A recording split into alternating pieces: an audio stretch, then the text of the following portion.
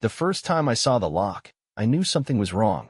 It wasn't there yesterday, and yet, there it was, shining in the dim hallway light, small, silver, and completely out of place on our bedroom door. I stood there, staring at it, my brain struggling to come up with a reasonable explanation. We had lived in this house for 6 years, and never once had we locked that door. Emily and I didn't even have a key for it. But now, out of nowhere, she had installed one. I ran my fingers over the cold metal, testing the way it clicked into place when I twisted it slightly. It was new, barely touched, but its presence sent a pit deep into my stomach. Emily was in the shower, humming softly, oblivious to the fact that I had just discovered her secret. I glanced toward the bathroom door, debating whether to bring it up now or wait. But something told me I already knew the answer she would give. "It's for privacy," she'd say, with that soft, disarming smile of hers. "Sometimes I just need my own space." That was the excuse, wasn't it? Space. Privacy. A lock on a door that never needed one before. I could almost hear her voice in my head, the calm, rational tone she used when she was lying to me. But this wasn't just a small lie, this was something else. Something bigger. I took a deep breath, turned away from the door, and walked back downstairs. I needed a drink, something to settle the growing unease in my chest. I poured myself a glass of whiskey and sat at the kitchen table, running through every possibility in my head. Maybe she really did just want space. Maybe I was overthinking. But deep down, I knew better. People don't install locks on their bedroom doors for no reason. Over the past few months, Emily had been different. She had been coming home later, smiling less, and avoiding my touch in ways that weren't obvious but were unmistakable to someone who had spent a decade loving her. She didn't laugh at my jokes anymore, didn't rest her head on my shoulder when we watched TV, and worst of all, she had started sleeping with her back to me. At first, I thought she was just stressed, but stress doesn't make you put a lock on a bedroom door. The sound of the shower turning off broke me out of my thoughts. I took a long sip of my drink, placed the glass down carefully, and made my way back upstairs. Emily stepped out of the bathroom wrapped in a towel, steam billowing behind her. She jumped slightly when she saw me standing near the bedroom door, her hand tightening around the fabric. "Jesus, you scared me," she said, forcing a small laugh. "What are you doing just standing there?" I nodded toward the lock, watching her face closely. "When did we start locking our bedroom door?" She blinked, her expression shifting for just a fraction of a second, so quick that most people wouldn't have caught it. But I did. "Oh," she said, pretending to just now notice it. "I had it installed yesterday. Well, you know how sometimes I work late? I thought it might be good to have." "To lock me out?" I asked, my voice even, but my heart hammering in my chest. She sighed, shifting the towel around her body. "No, of course not. It's just, I don't know. Sometimes I like having a little privacy, you know? It's not a big deal." I took a step closer, lowering my voice.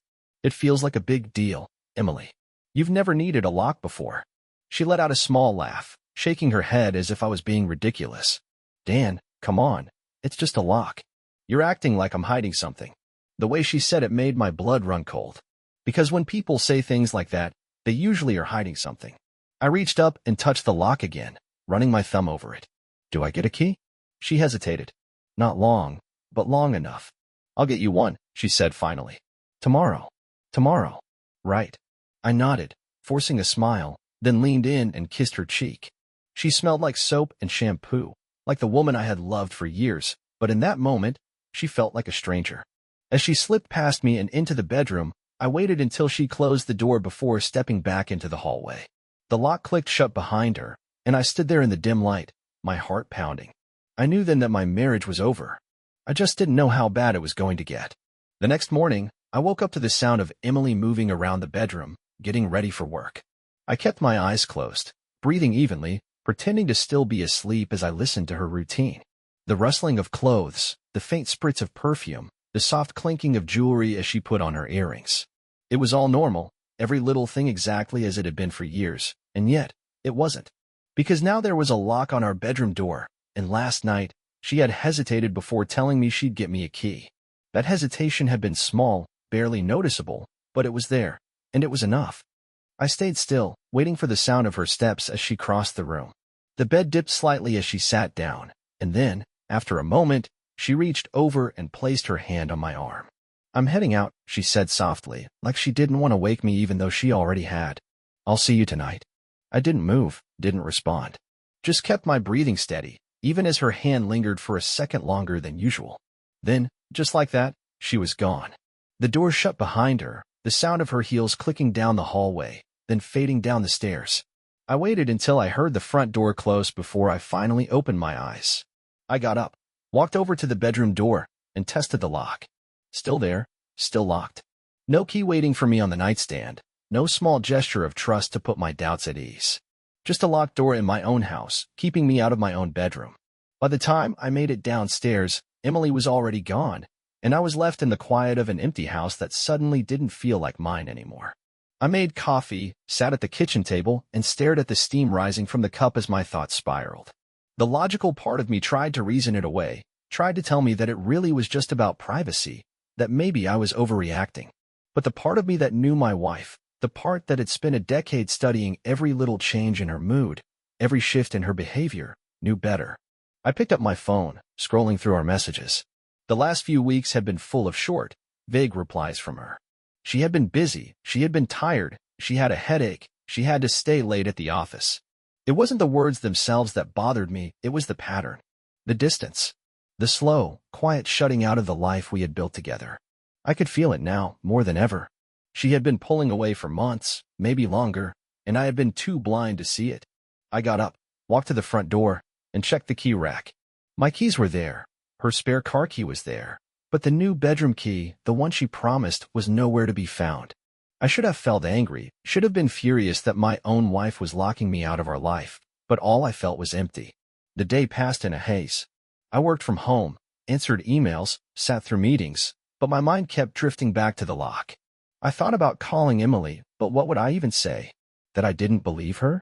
That I knew she was lying? She would just laugh it off, tell me I was being paranoid, act like I was the one making a big deal out of nothing. By the time evening rolled around, I was wound so tight I could barely sit still.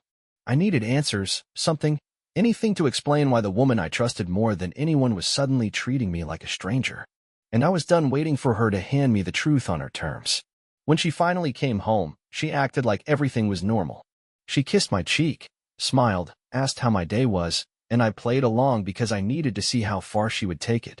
We ate dinner, watched some show on TV, and for a brief moment, I almost convinced myself that I was wrong, that everything was fine.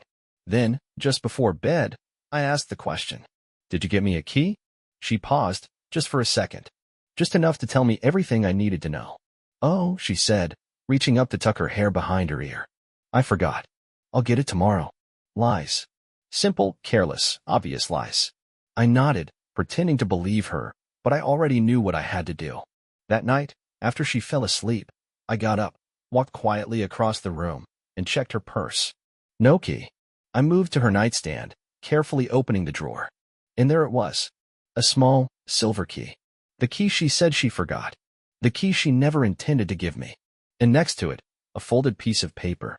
I unfolded it slowly, my pulse hammering in my ears as I read the words written in her familiar handwriting. Saturday, 3 p.m. Same place. No name. No explanation. Just a date, a time, and a confirmation that my wife was meeting someone behind my back. And now, I finally had proof. I sat there in the dark, the small slip of paper crumpled in my hand, my fingers gripping it so tightly it was almost painful. My heartbeat was slow and heavy, a steady thump in my chest as my mind ran through every possible scenario. I had suspected something was wrong, but seeing it written out in front of me, clear as day, stripped away the last bit of denial I had clung to. There was no misunderstanding, no innocent explanation. Emily had made plans, and she had hidden them from me.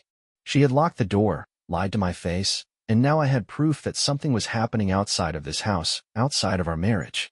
I took the key from her nightstand and held it in my palm, feeling its weight. My own wife had made sure I couldn't step into our bedroom while she was gone. She had drawn a clear line, one that she didn't want me to cross.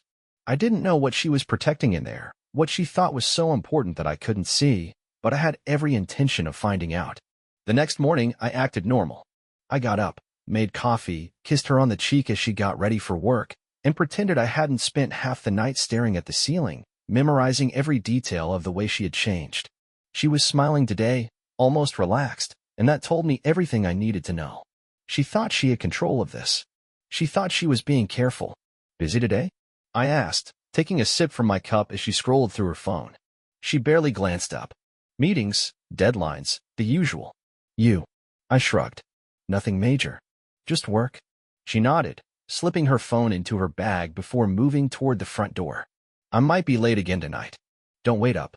Another lie. Another carefully placed piece of fiction to keep me blind. I watched her leave, listened to the sound of her car starting, then waited until I was sure she was gone. Only then did I walk back upstairs, taking the key from my pocket and sliding it into the lock. The door clicked open without resistance, and for the first time in 2 days, I stepped into my own bedroom with nothing standing between me and the truth. At first glance, everything looked the same. The bed was neatly made, her side of the room untouched, the faint scent of her perfume lingering in the air. I moved slowly, taking my time, looking for something, anything, that would explain why she had suddenly decided I wasn't allowed in here.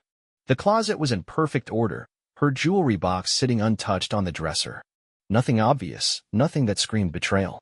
But then I saw the drawer. It was the only thing out of place, just slightly open, like she had closed it in a hurry. I walked over, pulled it open completely, and felt my stomach drop. There were 2 things inside. A second phone, one I had never seen before, and a small black box. I picked up the phone first, pressing the power button. It was locked, of course, but the notification screen was still active. A single message stared back at me from a number that wasn't saved under a name. Looking forward to seeing you. I put the phone down, my hand steady even though my entire body felt like it was shaking from the inside. I already knew what was in the box, but I opened it anyway, needing to see it with my own eyes. Inside was a delicate silver necklace, simple but expensive. And next to it, tucked into the velvet lining, was a hotel key card. There was no point pretending anymore. This wasn't just some emotional disconnect, some phase she was going through. Emily wasn't just distant, she was gone. She had left me behind long before I had even realized it, and now I was standing in the proof of it, holding the pieces of her deception in my hands. I placed everything back exactly as I had found it, locking the door behind me as I left. I needed to be smart about this, needed to think before I acted. Because now, it wasn't just about knowing the truth. It was about deciding what I was going to do with it. I spent the rest of the day locked in my own thoughts, barely aware of the world moving around me. My phone buzzed with work emails, calls I ignored, routine obligations that suddenly felt meaningless in the face of what I had uncovered. The second phone, the hotel key, the message, it all sat in my mind like a weight pressing down on my chest. I wanted to scream, to break something, to demand answers, but I knew that wouldn't get me anywhere. Emily had been careful, calculated. She had thought this through. The only mistake she made was underestimating me. By the time she got home, I had already decided that I wasn't going to wait. There was no point pretending anymore. No reason to act like I didn't know exactly what she had been doing. I was sitting at the kitchen table when she walked in, humming to herself as she dropped her bag by the door, shaking the rain off her coat.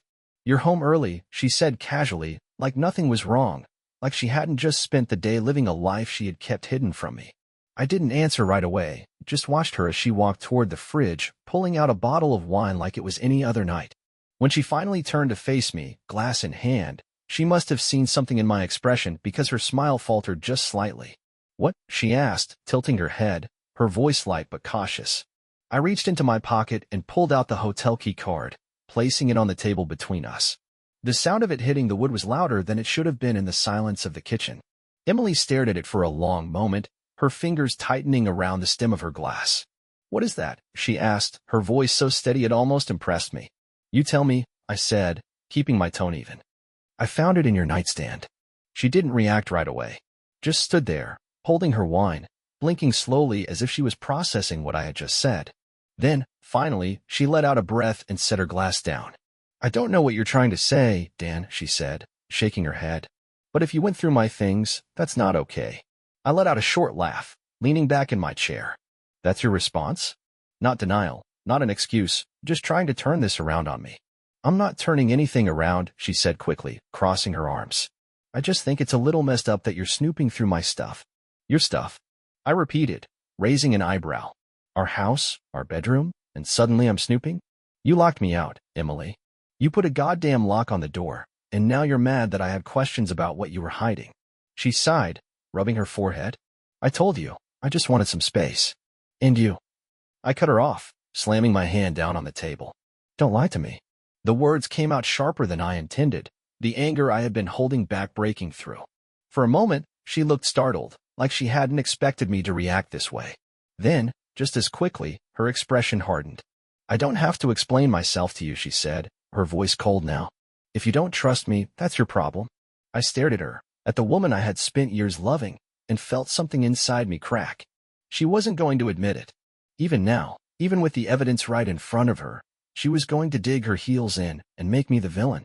I reached into my other pocket and pulled out the second phone, the one she thought I hadn't found.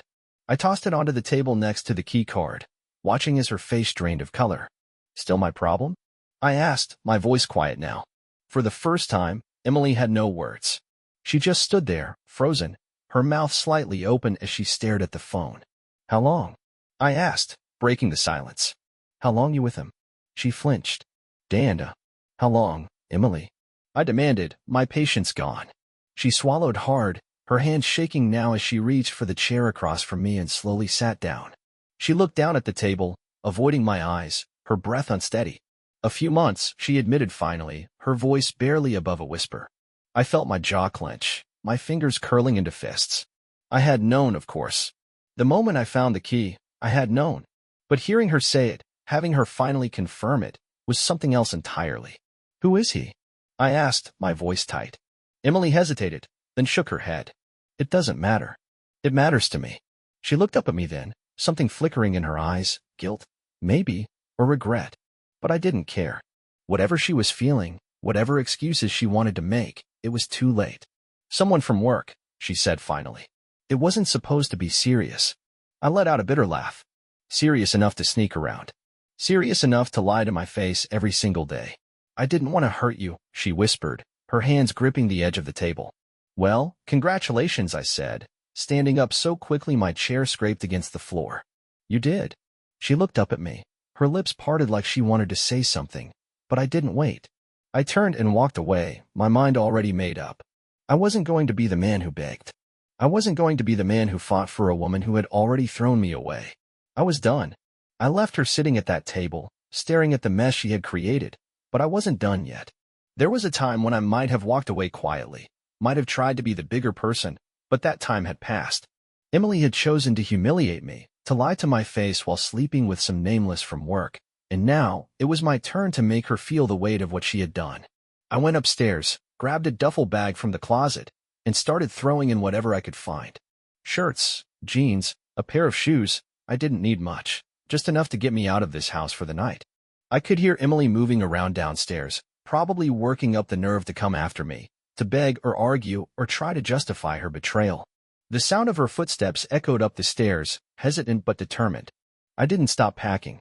"Dan, please," she started, her voice softer now, carefully measured. Can we talk about this before you do anything drastic?" I zipped the bag shut, finally looking at her. "Drastic? You sleep someone else, Emily. What do you think is supposed to happen now?" She flinched at the words, her arms crossing over her chest like she could protect herself from the truth. "I made a mistake." I laughed, shaking my head. "A mistake?" "No, forgetting an anniversary is a mistake. Leaving the stove on is a mistake. This was a choice." Her face twisted, and for a second, I thought she might actually cry. But I wasn't interested in tears. I wasn't interested in whatever pathetic excuse she was about to come up with next. "I didn't want to hurt you," she said again, like repeating it would somehow make it mean something. "And yet, here we are," I shot back, slinging the bag over my shoulder. "Tell me, Emily, what exactly was the plan? Were you ever going to tell me? Or were you just waiting until I found out on my own?" She hesitated, and that told me everything I needed to know. I let out a breath, running a hand through my hair. "You know what? It doesn't even matter. I don't need to hear your explanations." She stepped closer, reaching out like she wanted to touch me, and I stepped back. The movement made something shift in her expression, something that looked a lot like panic. "Dan, please," she whispered. "Just stay. Let's figure this out." I stared at her, at the woman I had loved for years, and felt nothing but disgust. "I am figuring it out," I said simply, then walked past her and down the stairs. She followed me, her breath unsteady. "Where are you going?" "Away from you," I answered, grabbing my keys from the counter. She blocked the door, her hands shaking now. "Dan, please. You don't have to go." I met her eyes, and for the first time, I saw it, fear. Not fear of losing me, not really, but fear of what this meant. Fear of what she had set into motion. You already left first, I said, pushing past her and stepping out into the cold night air. I didn't look back. I didn't need to. Emily was about to learn exactly what it felt like to be discarded. I drove for hours with no destination in mind, just the road stretching ahead, the hum of the engine, and the weight of everything that had just unraveled. The betrayal had been real for days now, but tonight had made it final. There was no coming back from this, no way to rebuild from the wreckage Emily had left behind. I wasn't looking for comfort, wasn't looking for an answer. I just needed space, distance, something to break the suffocating grip of the last few months of lies. But no matter how many miles I put between myself and that house, the anger followed. At some point, I pulled into a motel parking lot, shut off the car, and sat in the silence. The dashboard clock read nearly 2 in the morning. I hadn't told anyone, hadn't called a friend or family member, because how do you even start that conversation? I got cheated on. My wife threw away everything we built for some at work. No matter how I framed it, it sounded pathetic. Sitting there, gripping the steering wheel, I realized that was the worst part of all of this, the shame. Not just the betrayal, but the fact that I had been the last to know. That people around me might have already seen the cracks, might have already figured it out, and yet I had been blind, just living my life like a fool. I checked my phone. No missed calls, no messages. Emily wasn't reaching out, wasn't begging me to come back. Maybe she knew it was useless, or maybe she was just waiting, letting me cool down so she could try to spin this in a way that didn't make her look like the selfish liar she was. Either way, I didn't care. I tossed the phone onto the passenger seat and got out, walking into the motel office. 10 minutes later, I had a key in my hand and a room for the night, though I knew sleep wasn't coming. I sat on the edge of the bed, staring at the blank television screen in front of me, replaying everything from the moment I found that lock to the second I walked out the door. I had spent years making compromises for Emily, making sacrifices, thinking that was what love was, choosing to stay, choosing to fight even when things got hard. But love wasn't supposed to be a one-man effort, and I was done carrying something that had already died. The next morning, I finally turned my phone back on. As expected, there were messages from Emily. Emily, we need to talk. Emily, please just tell me where you are. Emily, Dan, don't do anything stupid. I let out a short, humorless laugh. Stupid. Like I was the one who had destroyed everything. I scrolled past them and saw one missed call from her, but nothing else. No long apologies, no desperate attempts to fix things. She was waiting for me to make the next move, like she always did, like she expected me to be the one who tried to hold us together even after she was the one who tore it apart. I typed out a message. Me, I'll be home in an hour. Be there. When I pulled into the driveway, her car was already parked, like she had been waiting for me. I walked inside without hesitation, finding her sitting at the kitchen table, her hands wrapped around a coffee mug she probably hadn't even taken a sip from. She looked like she hadn't slept either, but I didn't care. She stood as soon as she saw me. Dan, sit down, I said, my voice flat, exhausted. She hesitated, then obeyed. I took the seat across from her, not because I wanted to be close, but because I wanted to look her in the eyes when I said what needed to be said. I'm filing for divorce, I said, getting straight to the point. She inhaled sharply, her grip tightening around the mug. Dan, don't. There's nothing left, Emily. Tears welled up in her eyes, but I wasn't interested in watching her cry. She had already taken everything from me. I wasn't going to sit here and give her the satisfaction of thinking she could manipulate her way out of this. I was going to end it, she whispered, voice shaking. Before you found out. I was already pulling away from him. I shook my head. That's supposed to make it better? You lied to me. You locked me out of our own room. You hid everything from me, and now you think saying it was almost over makes a difference. She wiped at her face quickly. It wasn't about you. Of course it was. I snapped. You made a choice, Emily. Every day you kept this going, you made the choice to betray me. You just didn't think I'd find out. And now that I have, you want to act like this was some passing mistake, like it was just something that happened. She pressed her lips together, looking down at the table. I never stopped loving you. I let out a slow breath, shaking my head. No, Emily. You did. Maybe you didn't realize it. Maybe you didn't want to admit it. But you did. Her shoulders shook, but I didn't feel bad. I refused to. I had spent too long being the one who cared more, the one who gave more. And for what? So I could sit here and listen to her tell me she hadn't meant to hurt me? That she had still loved me while she was sneaking off to hotels? I wasn't interested in excuses. You can stay in the house until I figure out the legal stuff, I said, standing up. But I want you gone as soon as it's settled. She looked up at me, eyes wide. Where are you going? I grabbed my keys. Somewhere that isn't here. She stood quickly. Dan, please, just... No, I cut her off. I've got nothing left for you. She covered her mouth, the tears finally spilling over, but I didn't stay to watch. I walked out, not just from the kitchen, but from everything. I had no plan, no idea what came next, but I knew one thing: Emily was no longer part of my future. And for the first time in a long time, I felt free.